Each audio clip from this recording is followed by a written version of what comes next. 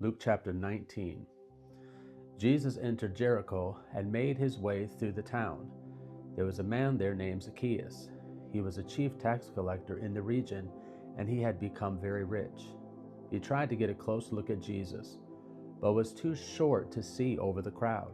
So he ran ahead and climbed a sycamore tree beside the road, for Jesus was going to pass that way.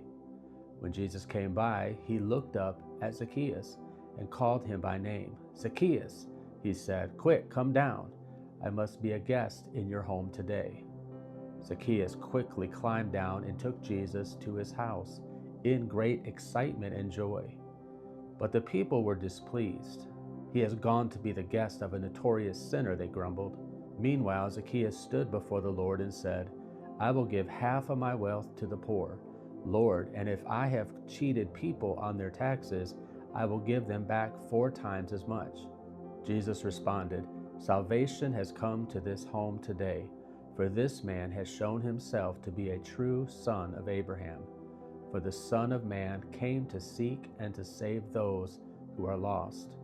The crowd was listening to everything Jesus said, and because he was nearing Jerusalem, he told them a story to correct the impression that the kingdom of God would begin right away.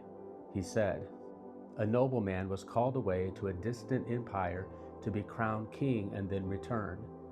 Before he left, he called together 10 of his servants and divided among them 10 pounds of silver, saying, 'Invest this for me while I am gone.'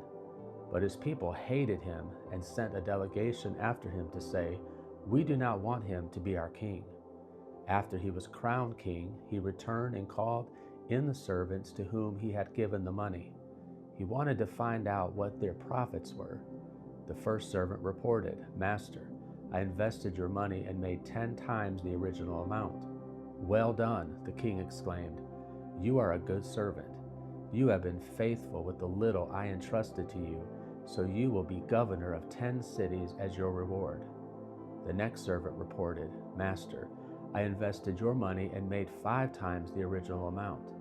'Well done,' the king said. 'You will be governor over 5 cities.' But the third servant brought back only the original amount of money and said, 'Master, I hid your money and kept it safe. I was afraid because you are a hard man to deal with, taking what isn't yours and harvesting crops you didn't plant.' 'You wicked servant,' the king roared. 'Your own words condemn you. If you knew that I'm a hard man who takes what isn't mine and harvests crops I didn't plant, why didn't you deposit my money in the bank? At least I could have gotten some interest on it.' Then, turning to the others standing nearby, the king ordered, 'Take the money from this servant and give it to the one who has 10 pounds. "'But, master,' they said, 'he already has 10 pounds. "'Yes,' the king replied, 'and to those who use well what they are given, even more will be given. But from those who do nothing, even what little they have will be taken away. And as for these enemies of mine who didn't want me to be their king, bring them in and execute them right here in front of me.'" After telling this story, Jesus went on toward Jerusalem, walking ahead of his disciples. As he came to the towns of Bethphage and Bethany on the Mount of Olives, he sent 2 disciples ahead.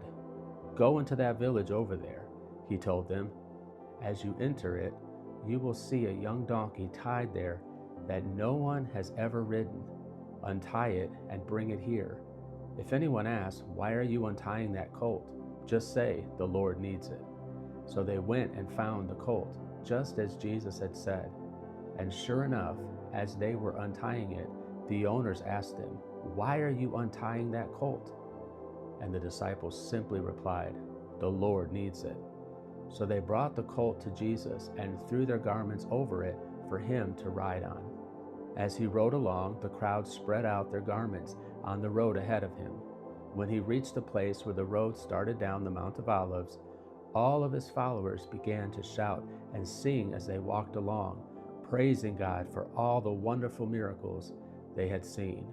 "Blessing on the King who comes in the name of the Lord, peace in heaven and glory in highest heaven." But some of the Pharisees among the crowd said, "Teacher, rebuke your followers for saying things like that." He replied, "If they kept quiet, the stones along the road would burst into cheers." But as he came closer to Jerusalem and saw the city ahead, he began to weep. "How I wish today that you of all people would understand the way to peace. But now it is too late, and peace is hidden from your eyes.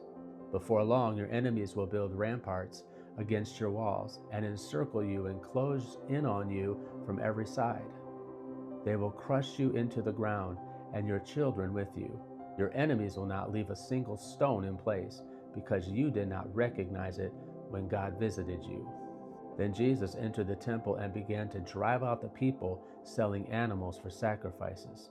He said to them, "The scriptures declare my temple will be a house of prayer, but you have turned it into a den of thieves." After that, he taught daily in the temple, but the leading priests, the teachers of religious law, and the other leaders of the people began planning how to kill him. But they could think of nothing, because all the people hung on every word he said.